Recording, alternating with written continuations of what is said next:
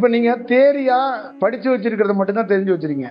உங்களுக்கே பார்வதினா என்ன அப்படின்னு தெரிஞ்சிருச்சுன்னா அது எவ்வளவு பெரிய முக்கியத்துவமா இருக்கும்.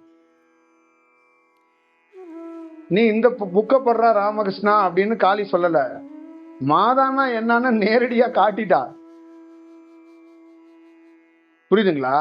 அதுதான் அவர் வாழ்க்கையில பெரிய திருப்பு முனை. அப்ப அதை என்ன பண்ணாரு ராமகிருஷ்ணர்? விவேகானந்தருக்கு கடத்தினாரு.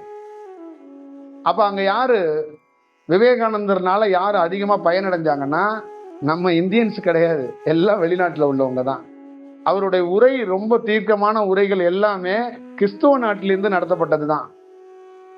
அப்ப அந்த நாட்டுக்குள்ள என்னன்னா, அது ஒரு மதமா நீ பார்க்காத, அதுக்குள்ள செயல் இருக்கு, அது வேற வடிவத்துல இருக்கு, அவங்க அப்படித்தான் பார்ப்பாங்க, நீ அப்படி அணுகாத. அப்ப அது என்னன்னு தெளிவா அந்த வரையறைய அவருக்கு கடத்தப்பட்டுச்சு. அப்ப அப்படி இல்லைன்னா என்ன வடிவத்துல விவேகானந்தர் அங்க அனுப்புறது? இப்ப மகாவதர் பாபா பைபிளையும் நம்ம கீதையும் ஒப்பிட்டு ஒரு புக்கு எழுதுன்ட்டார் யுக்தேஸ்வர் கிட்ட. அப்ப பைபிள் அது வேற பேட்டர்ன்ல இருக்கு, கீதை வேற பேட்டர்ன்ல இருக்கு. இது ரெண்டையும் எப்படி மேட்ச் பண்றது?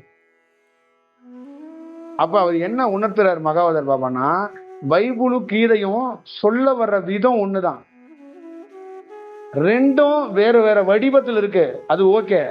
ஆனா அது ரெண்டும் உணர்த்துறது என்னன்னா, ஸ்திரத்தன்மையோட நின்னா நீ இந்த பிரபஞ்சத்தை தெரிந்துக்குவாய், ஞானம் அடைவாய். ரெண்டோட கதையும் கடைசியில போய் முடியறது எங்கன்னா, ஒரு இறைவனை நீ அடைய முடியுங்கிறதா அதோட செயல்.